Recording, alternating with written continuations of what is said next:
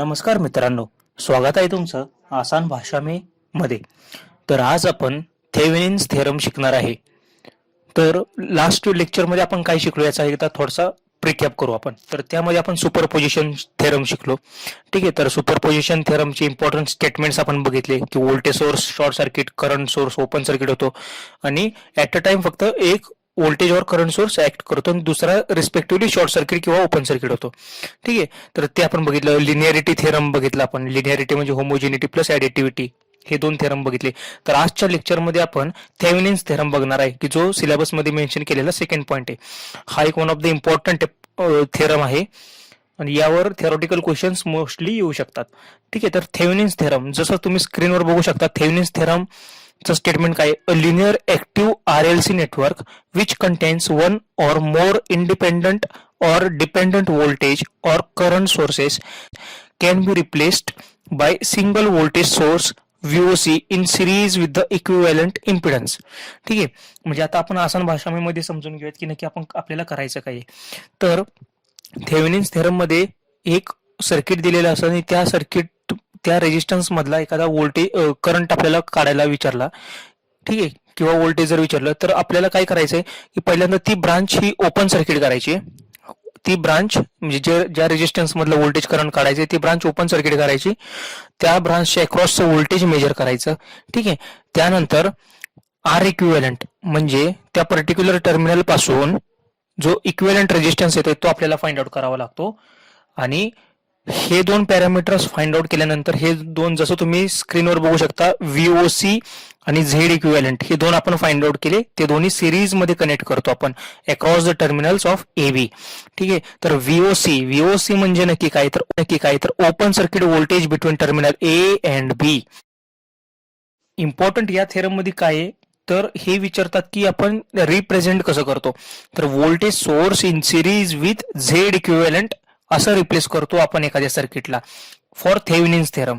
ठीक आहे, आणि झेड इक्विव्हॅलंट म्हणजे इम्पिडन्स असतो, इक्विव्हॅलंट इम्पिडन्स. तर तो झेड आपल्याला एक्झाम मध्ये क्वेश्चन्स विचारले जातात की थेवेनिन्स व्होल्टेज काढा किंवा आर काढा. ठीक आहे, तर ते आपण न्यूमेरिकल बघणार आहे. तर झेड इक्विव्हॅलंट आणि VOC हे दोन टर्मिनल आपल्याला फाइंड आउट, हे दोन पॉइंट्स आपल्याला फाइंड आउट करावे लागतात. ठीक आहे, तर झेड इक्विव्हॅलंट बघू शकता आपण काय करतो. सगळे जे व्होल्टेज सोर्स किंवा करंट सोर्सेस आहेत ते त्यांना त्यांच्या इंटरनल रेजिस्टन्सने रिप्लेस करतो. म्हणजे झेड इक्विव्हॅलंट काढताना जो व्होल्टेज सोर्स असणार आहे तर तो शॉर्ट सर्किट आणि करंट सोर्स असणार आहे तर तो ओपन सर्किट करतो. ठीक आहे, तर हे आपण बघणार आहे. याची न्यूमेरिकल्स आपण बघूयात. तर जसं तुम्ही स्क्रीनवर बघू शकताय थेवेनिन्स थेरम. तर थेवेनिन्स थेरम आपण पाहिला, त्याचं स्टेटमेंट बघितलं तर आपण हे बघणार की तो यूज कुठे केला जातो. तर Thevenin's theorem it is used in active passive linear networks. ठीक आहे, हे इम्पॉर्टंट आहे. आपल्याला एक्झाम मध्ये हे विचारत आहेत, यावरचे थेरोटिकल क्वेश्चन्स विचारत आहेत की थेवेनिन्स थेरम कुठे यूज करतो. तर तो यूज केला जातो ऍक्टिव्ह पॅसिव्ह लिनियर सर्किट्स मध्ये. ठीक आहे, तर तुम्हाला थेरम तर समजला की आपण काय करतोय एखाद्या नेटवर्कला in terms of VOC in series with Z equivalent सर्किटमध्ये आपण रिप्लेस करणार आहे. आणि जो लोड इम्पिडन्स असणार आहे म्हणजे ज्याच्या अक्रॉस जिथला करंट आपल्याला काढायचा आहे तर तो असा आपण सर्किटमध्ये कनेक्ट करणार. आणि त्यानंतर हे सिरीज कॉम्बिनेशन सगळं झालं. तर हे जे नेटवर्क, हे जे आपण दोन टर्मिनल, हे जे दोन पॅरामीटर्स फाइंड आउट करणार आहे तर त्याच्यावर सगळं आहे की थेवेनिन्स थेरम आहे काय. ठीक आहे, तर हे बघितलं आपण यूज कुठे केला जातो ऍक्टिव्ह पॅसिव्ह आणि लिनियर नेटवर्कमध्ये. यूज कुठं नाही केला जात, नॉन लिनियर सर्किटसाठी नाही यूज केला जात. तर हे इम्पॉर्टंट आहे, यूज नॉन लिनियर मध्ये नाही होत. ठीक आहे, आणि ह्याच्यामध्ये आपण VOC म्हणजे ओपन सर्किट व्होल्टेज काढतो त्यालाच आपण थेवेनिन्स व्होल्टेज म्हणणार आहे. आणि झेड इक्विव्हॅलंट काढतो त्यालाच आपण थेवेनिन्स इम्पिडन्स म्हणणार आहे. ठीक आहे, किंवा थेवेनिन्स रेजिस्टन्स आपण म्हणतो किंवा थेवेनिन्स इक्विव्हॅलंट इम्पिडन्स आपण असं म्हणणार आहे. तर सर्किट कसं आपण रिप्रेझेंट करतो, voltage source in series with Z equivalent आणि इकडे एक ZL जो लोड इम्पिडन्स जो गणितात दिलेला असतो तो आपण असा कनेक्ट करतो. आता इथं जर मी KVL अप्लाय केलं, KVL कसं अप्लाय करणार, मी इथून खाली जातोय पहिल्यांदा निगेटिव्ह VTH, पुढे गेलो तर इथं पॉझिटिव्ह आणि इथं निगेटिव्ह. आपण जसं मी तुम्हाला नोमेनक्लेचर सांगितलं पॉझिटिव्ह निगेटिव्ह. तर पॉझिटिव्ह याच्यातला current load current IL into Z equivalent plus IL into ZL is equals to 0. तर हे जर मी यातून जर आय एल कॉमन काढला तर I L Z equivalent plus Z L minus VTH इकडे आला plus VTH, I L is equal to VTH upon Z equivalent plus Z L, हे जसं असं आलं. ठीक आहे, तर हा लोड करंटचा फॉर्म्युला झाला. ठीक आहे, तर आता आपण हे एक्झाम्पल बघणार. हे एक्झाम्पल बघितले की तुम्हाला सगळे यातले जे इम्पॉर्टंट पॉईंट्स आहेत ते सगळं क्लिअर होतील. तर हे एक आपल्याला गणित दिलेलं आहे. इथे एक 10 व्होल्टचा व्होल्टेज सोर्स दिलाय, 5 ओहमचा रेजिस्टन्स दिलाय, 10 ओहमचा रेजिस्टन्स दिलाय, 6 ओहम रेजिस्टन्स, 3 एम्पियरचा करंट सोर्स. आपल्याला सांगितले फाइंड थेव्हिनिन्स इक्विव्हॅलंट, हे असं दिलेलं आहे. फाइंड थेव्हिनिन्स इक्विव्हॅलंट म्हणजे तुम्हाला एक कळायला पाहिजे की व्हीओसी काढायचंय, झेड इक्विव्हॅलंट काढायचंय. ठीक आहे, तर पहिल्यांदा आपण व्हीओसी काढण्याचा प्रयत्न करू किंवा थेव्हिनिन्स व्होल्टेज फाइंड आउट करण्याचा प्रयत्न करू. तर थेव्हिनिन्स व्होल्टेज काढताना जर इथं जर रेजिस्टन्स वगैरे जर काही कनेक्ट केला, ठीक आहे, जर दिलेला असेल तर तो ओपन करायचा पहिल्यांदा. थेव्हिनिन्स इक्विव्हॅलंट या ए आणि बी चे अक्रॉस आपल्याला काढायचे. ठीक आहे, ए आणि बी चे अक्रॉस आपल्याला व्होल्टेज फाइंड आउट करायचे. ते आपलं झालं व्हीओसी किंवा व्हीटीएच. जो व्ही असणार आहे तो म्हणजे या ए आणि बी चे अक्रॉसचं व्होल्टेज असणार आहे. ठीक आहे, तर आता आपण जसं मागच्या टॉपिकमध्ये बघितलं सोर्स ट्रान्सफॉर्मेशन, तर इथं आपण सोर्स ट्रान्सफॉर्मेशन करू शकतो का? Current source in parallel with resistance. मग त्याचं कन्व्हर्जन कसं होतं? Voltage source in series with resistance. तर ह्याचं व्होल्टेज किती होणार? V is equal to I into R. I into R 3 into 6 is equal to 18. तर 18 व्होल्ट इथं आलं आणि in series with 6 ohm resistance. तर तो आहे तसा इथं कनेक्ट केला. इथे 10 व्होल्टचा रेजिस्टन्स आहे तसा, 5 ओहमचा रेजिस्टन्स आहे तसा, 10 व्होल्टचा voltage source as it is. ठीक आहे, तर आता मी काय केलं, यामध्ये मी लूप अप्लाय केला. तर तुम्हाला एक बेसिक कॉन्सेप्ट इथं सांगतो की करंट जर आपण असं अज्युम करतोय, ठीक आहे, करंट असा आला, असा आला, असा आला. ठीक आहे, तर करंट इथून ज्यावेळी डिवाइड होईल, इकडं करंट आणि इकडं करंट, तर या साईडला करंट फ्लो होईल का बरं? आता ही ब्रांच बघू शकता, ही ब्रांच आहे ओपन सर्किट. ओपन सर्किट म्हणजे इथून करंट फ्लो होणारच नाही. पाथ कंप्लीट होतोय का? नाही. करंट कधी फ्लो होतो? ज्यावेळी एखाद्या सर्किटमध्ये क्लोज पाथ क्रिएट होतोय. तर इथे क्लोज पाथ क्रिएटच होत नाहीये, त्यामुळे इकडे करंट फ्लो होणार नाही. तर या 18 व्होल्ट मधनं पण काही करंट जाणार नाही, ना की हा करंट प्रोव्हाइड करणार. कारण की हे दोन्ही कनेक्टेड नाहीत. हे ओपन सर्किट ब्रांच आहे, म्हणजे तिथनं करंटच फ्लो होणार नाही. म्हणजे जो सर्व करंट असा येतोय तो सर्व करंट असा इथं खाली जाणार, असा या क्लोज पाथमध्येच करंट फिरणार. ही ब्रांच पूर्ण आयसोलेट झाली, इकडे करंटच जाणार नाही. या पाथमध्ये मी क्लोज लूप लावला. ठीक आहे, तर -10 पहिल्यांदा, -10 इकडनं गेलो पुढं, +5 इकडं पुढे गेलो, इथं परत positive 10i is equal to 0. ठीक आहे, तर 5 आणि 10 15i इज इक्वल टू 10. मग i is equal to 10 upon 15 is equal to 2/3 amperes. हा करंट आला आपला, हा करंट काढला. आता मला हे व्होल्टेज काढायचे. ठीक आहे, तर हे व्होल्टेज काढण्यासाठी मी इथं काय, आता सपोज आपण इथं कन्सिडर केलं पॉझिटिव्ह निगेटिव्ह, इथे बघू शकता तुम्ही. ठीक आहे, मी ही डायग्राम आहे तशी मी इथं ड्रॉ केली, ही डायग्राम ॲज इट इज मी इथं ड्रॉ केली. आता आपल्याला हे व्होल्टेज काढायचे. ठीक आहे, व्हीटीएच. तर मी काय केलं, पुन्हा या लूपमध्ये केव्हीएल अप्लाय केला. या लूपमध्ये मी केव्हीएल अप्लाय केला. तर हा करंट आपण बघितला, हा आय किती आलाय आपला 2/3. तर हा करंट असा 2/3, तो इकडे करंट जातोय का? इकडे करंट अजून सुद्धा जात नाहीये. ठीक आहे ना, इथं करंट जात नाही कारण की ही ब्रांच ओपन आहे. तर या ओपनच्या अक्रॉस आपल्याला करंट व्होल्टेज मोजायचं असतं. व्होल्टेज मोजताना नेहमी आपण 2 ओपन टर्मिनलच्या अक्रॉस व्होल्टेज मोजतो. तर या दोघांच्या अक्रॉस आपल्याला व्होल्टेज मोजायचे. तर हा आपला करंट 2/3 सगळा इथनं जातोय. मग मी या 10 ओहमच्या अक्रॉसचं मी व्होल्टेज काढलं. 10 ओहमच्या अक्रॉसचं व्होल्टेज काय येणार? V is equal to I into R. तर आय किती आहे? 2/3 इंटू 10 म्हणजे 20/3 व्होल्ट. हे जे अक्रॉस आलं, हे जी पोलॅरिटी कशी? Positive negative. आता मी केव्हीएल असा लावतोय. ठीक आहे, तर असा लावताना पहिल्यांदा मी असं चालू आहे ना, तर अशी पहिली पोलॅरिटी काय? निगेटिव्ह, म्हणून -20/3. परत पुढे गेलो इथं. आता इथनं करंट फ्लो होतोय का बरं ह्याच्यातनं? नाही, म्हणजे या 6 ओहम रेजिस्टन्सचा काहीच यूज नाही चालला. ठीक आहे, मग ह्याच्या अक्रॉस काहीच ड्रॉप नाही होणार, म्हणून मी तर 0, इथनं करंट काय फ्लो होतोय? 0 एम्पियर, म्हणून 0 इंटू 6. ठीक आहे, आता इथं पहिलं टर्मिनल काय? पॉझिटिव्ह, म्हणून +18. इथं गेल्यानंतर इथं plus Vth is equal to 0. मग हे plus Vth as it is ठेवलं, हा इकडे गेला मायनस, ही इकडे गेले प्लस. मग व्होल्ट व्हीटीएच किती आलं? -11.667 व्होल्ट. पण ह्याची पोलॅरिटीज काय? Positive negative. त्यावेळी ते मायनस आहे. ठीक आहे, मग आपलं व्हीटीएच काय आलं -11.667 वोल्ट. ठीक आहे. आणि हे जर प्लस लिहायचं असेल तर तुम्हाला हे फक्त इंटरचेंज करावं लागेल असं. खाली पॉझिटिव्ह इथं वरती निगेटिव्ह असं केलं तर आपण इथं 11.667 असं वोल्ट लिहू शकतो. तर हे आपण व्हीटीएच फाइंड आउट केलं. ठीक आहे. आता आपल्याला आर इक्वेलंट फाइंड आउट करायचा आहे. हा आर इक्वेलंट फाइंड आउट करायचा आहे. तर तो कसा फाइंड आउट करणार? ही डायग्राम बघा. या डायग्राम मधलं काय करायचं? व्होल्टेज सोर्सला शॉर्ट सर्किट करायचं, करंट सोर्सला ओपन सर्किट करायचं आणि या बाजूने बघायचं. ठीक आहे. तर ही डायग्राम अशी होणार बरोबर. 5 व्होल्ट हे शॉर्ट सर्किट झालं. हा 10 ओहमचा रेजिस्टन्स, हा 6 ओहम, इथला करंट सोर्स ओपन सर्किट झाला. ठीक आहे. आता हे कनेक्शन बघू शकता. हे कनेक्शन कसं झालं? पॅरलल झालं ना. हे दोन, हे बघा ना, हा पॉइंट आणि हा पॉइंट हे पॅरलल कनेक्शन झालं. मग 5 पॅरलल 10, कारण की हे एकमेकाच्या अक्रॉस कनेक्टेड आहे ना. मग 5 इंटू, मी तुम्हाला सांगितलेलं सिरीज पॅरललला कसं राहतं. मग पॅरलल असल्यामुळे 5 पॅरलल 10 म्हणून काय करतो, 5 इंटू 10 डिवायडेड बाय 5 प्लस 10, हेच आन्सर आलं 3.33. ठीक आहे. मग आता हे 3.33 असं झालं.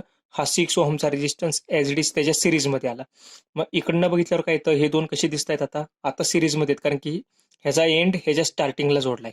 ठीक आहे. आता तुम्ही बघू शकता ह्याचा स्टार्ट आणि ह्याचा स्टार्ट एक साथ आहे. या 5 ओहमचा एंड आणि या 10 ओहमचा एंड एक साथ आहे, त्यामुळे हे दोन पॅरलल झाले. पण ह्याचा एंड आणि ह्याचा स्टार्ट सिरीजला असल्यामुळे हे दोन सिरीजमध्ये कनेक्टेड आहेत. मग काय झालं, 6 plus 3.33 is equal to 9.33 ohms. ठीक आहे. तर हे झालं आपलं आरटीएच.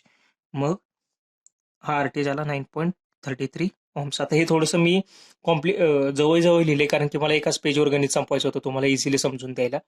ठीक आहे. आता सेकंड एक्झाम्पल बघूयात. सेकंड एक्झाम्पल काय, फाइंड थेव्हिनिन इक्विव्हॅलेंट रेजिस्टन्स. आपल्याला फक्त आर इक्विव्हॅलेंट फाइंड आउट करायला, या टाईपचे क्वेश्चन तुम्हाला विचारणार एक्झाममध्ये. आणि भलेही थेव्हिनिनचा व्होल्टेज, थेव्हिनिन्स थेरमनी जर असं विचारलं की find out the current in a branch, particular branch, असं जर सांगितलं आपल्याला की या रेजिस्टन्स मधला करंट काढा बाय युझिंग थेव्हिनिन्स थेरम, तर सांगतो थेव्हिनिन्स थेरमचा कधीच यूज नाही करायचा. नोडल अनालिसिसनेच करंट काढायचा. ठीक आहे. किंवा जे पर्टिक्युलर तुम्हाला विचारलंय ते काही असू दे, पहिल्यांदा नोडल अनालिसिसने आन्सर काढायचं, कारण की थेव्हिनिनने पण आन्सर तेच येतं, पण टाइम जास्त लागतोय ना. मग नोडल अनालिसिस यूज करायचा करंट वगैरे काढण्यासाठी.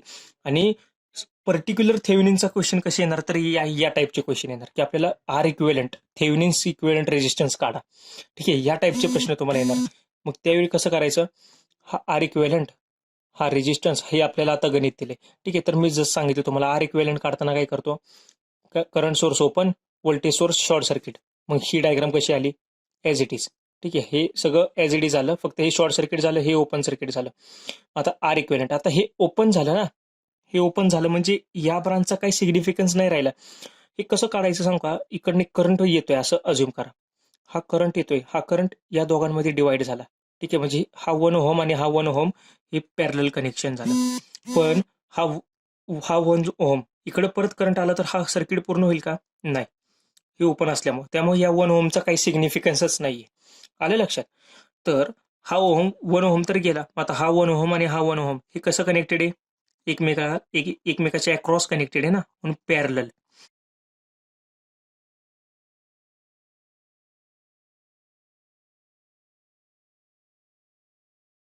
तर मित्रांनो, आता आपण थर्ड क्वेश्चन बघणार आहे.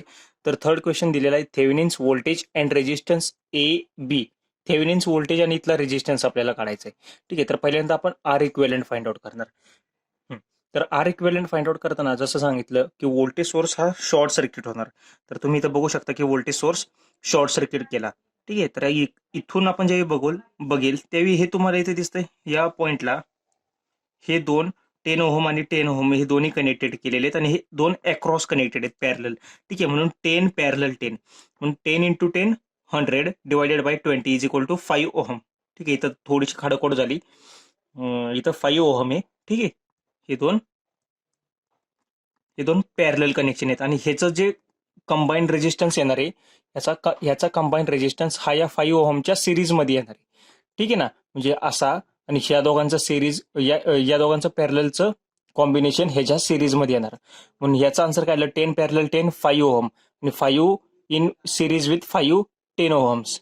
ठीक आहे, तर ह्याचं हे असं येणार 5 ohm in series with 5 ohm 10 ohm. तर आर इक्विव्हॅलंट आला आपला 10 ओहम. ठीक आहे, तर हे तुम्ही तोंडी पण कॅल्क्युलेशन करू शकता. एक्झाम मध्ये काय असं दिसलं ना, पहिल्यांदा नेहमी आर इक्विव्हॅलंट फाइंड आउट करायचा, तो सगळ्यात सोपा राहतो, इझी. तर कसं करणार आता, हे तर शॉर्ट सर्किट झालं, म्हणजे हे आणि हे दोन पॅरलल. 10 पॅरलल 10 कसं, 10 into 10 100 divided by 10 plus 10 20. 100 divided by 20 is equal to 5. 5 आणि हा 5, 5 प्लस 5 10. आर इक्विव्हॅलंट आला 10 ओहम्स. ठीक आहे, तर आता आपण सेकंड बघणार आहे की व्हीओसी कसा फाइंड आउट करणार. तर ही डायग्राम मी आहे तशी इथे ड्रॉ केली. आता मी काय करतोय, या पहिल्या लूपमध्ये मी हे करतोय, मेश अनालिसिस करतोय. ठीक आहे, तर मी इथनं पहिल्यांदा एक लूप लावला करंटचा. तर हा -10 व्होल्ट आहे. तर हे इथनं करंट असा येतोय, पहिल्यांदा मायनस आहे, -10. पुढे गेल्यानंतर पॉझिटिव्ह, निगेटिव्ह, म्हणून +10 इंटू तिथला करंट आय, 10 इंटू आय. खाली आल्यानंतर परत इथं पॉझिटिव्ह निगेटिव्ह पॉलॅरिटी, म्हणून 10 into I is equal to 0. ठीक आहे, म्हणजे या मी पहिल्या लूपमध्ये KVL लावला. आणि पण इकडं करंट, जसं मी तुम्हाला मागे सांगितलं, इकडं करंट डिवाइड होईल का बरं? नाही, कारण की ही ब्रांच कशी आपली ओपन सर्किट आहे, इकडं करंट फ्लो होणारच नाही. त्यामुळे पूर्ण करंट सगळा सर्किटमध्ये असा फ्लो होणार, पूर्ण करंट असा फ्लो होणार, इकडं करंट जाणार नाही. ठीक आहे, तर आयची व्हॅल्यू काय लिही, I 10i plus 10i 20i is equal to minus हा इकडे आला +10. तर आय इज इक्वल टू 0.5. जर 0.5 असेल तर इथं व्होल्टेज किती झालं बरं जनरेट? आता इथलं व्होल्टेज कसं काढणार, V is equal to I into R. 0.5 into 10 केलं तर किती येतं, 0.5 इंटू 10 5 व्होल्ट्स. या 10 व्होल्टच्या अक्रॉस आलं 5 व्होल्ट्स, आणि या 10 व्होल्टच्या अक्रॉस आलं 5 व्होल्ट्स. ठीक आहे, एवढं समजलं. ठीक, तर आता आपण काय करणार, आपल्याला इथलं व्होल्टेज काढायचंय. हे थेव्हिनिन व्होल्टेज हे किती असणार आहे. तर जर तुम्ही इथं KVL लावला असा, म्हणजे इथं परत एकदा लूप लावला, तर लूप लावल्यानंतर कसं येईल, करंट आपण असं अज्युम केलंय असा चाललाय, तर इथं पहिल्यांदा व्होल्टेजची पोलॅरिटी काय, निगेटिव्ह, -5. ठीक आहे, -5. इकडे पुढे आलो, इथं किती करंट जातो, इथनं 0, म्हणून 0 इंटू 5, 0 इंटू 5, आणि प्लस इथलं हे काय लावलंय आपण, इथं पॉझिटिव्ह साईन आहे, म्हणून इथं positive VTH is equal to 0. मग VTH is equal to 5 volt. ठीक आहे, तर हे आपले दोन पॅरामीटर आले, VTH is equal to 5 volt. ठीक आहे, तर हे दोन समजले तुम्हाला? ओके, ठीक आहे, तर हा होता थेव्हिनिन्स थेरम. यामध्ये एक लक्षात ठेवा, जर तुम्हाला असं विचारलं की सपोज इथे एक तुम्हाला रेजिस्टन्स दिला, ठीक आहे, इथे एक रेजिस्टन्स दिला, ह्याची व्हॅल्यू समथिंग दिली 10 ओहम घेऊयात आपण, 10 ओहम दिली, आणि सांगितलं की या रेजिस्टन्स मधला करंट काढा बाय युझिंग थेव्हिनिन्स थेरम. तर एक लक्षात ठेवा, त्यावेळी थेव्हिनिन्स थेरम कधीच नाही यूज करायचा, कारण की आपली एक्झाम ही ऑब्जेक्टिव्ह एक्झाम आहे, आणि ऑब्जेक्टिव्ह एक्झाम मध्ये तुम्ही कुठलाही थेरम वापरा, आन्सर सेम येणार. इथं तुम्ही KVL लावला तरी आन्सर सेम, KCL यूज केला तरी आन्सर सेम. त्यामुळं थेव्हिनिन थेरम जर सांगितलं की या 10 ओहम मधला रेजिस्टन्स करंट काढा, कधीच काढायचं नाही थेव्हिनिन्स थेरमनी. तर तो नोडलनी काढायचा, की नोडलनी कसं इथं एक व्होल्टेज V काढायचं, इथलं व्होल्टेज काढायचं, ते कसं इथं KCL अप्लाय करायचं असा, आणि V/15 केले की इथला करंट आला आहे. आणि सपोज, ठीक आहे, आणि सपोज असाच थेरम आला, नेटवर्क आलं सर्किटमध्ये, सांगितलं की ए आणि बी च्या अक्रॉसचं व्होल्टेज काढा, थेव्हिनिन्स व्होल्टेज काढा अक्रॉस ए आणि बी, असं जर आलं तर ही 10 ओहमची ब्रांच काय करायची, ओपन सर्किट, म्हणजे हे असं सर्किट होणार. आलं लक्षात? हे इम्पॉर्टंट आहे, कारण म्हणजे मी तुम्हाला हे आता जे सम सांगितले ते इझी होते. जर असं विचारलं ए आणि बी च्या अक्रॉसचा रेजिस्टन्स दिला 10 ओहम, आणि सांगितलं की ह्याच्या अक्रॉसचं थेव्हिनिन व्होल्टेज काढा, व्होल्टेज नेहमी हे ओपन सर्किटच्या अक्रॉस निघतं, त्यामुळे ते असं ओपन होणार. आणि जर रेजिस्टन्स विचारला तर ही ब्रांच ओपन करायची, म्हणजे असं, आणि इथून हे बघायचं आपण. ठीक आहे ना, आलं असं. आणि जर इथलं विचारलं ह्याच्यातला करंट काढा, डायरेक्ट थेव्हिनिन नाही थेरम यूज करायचं, डायरेक्ट आपलं नोडल अनालिसिस यूज करायचं, आणि त्याने आन्सर फाइंड आउट करायचं.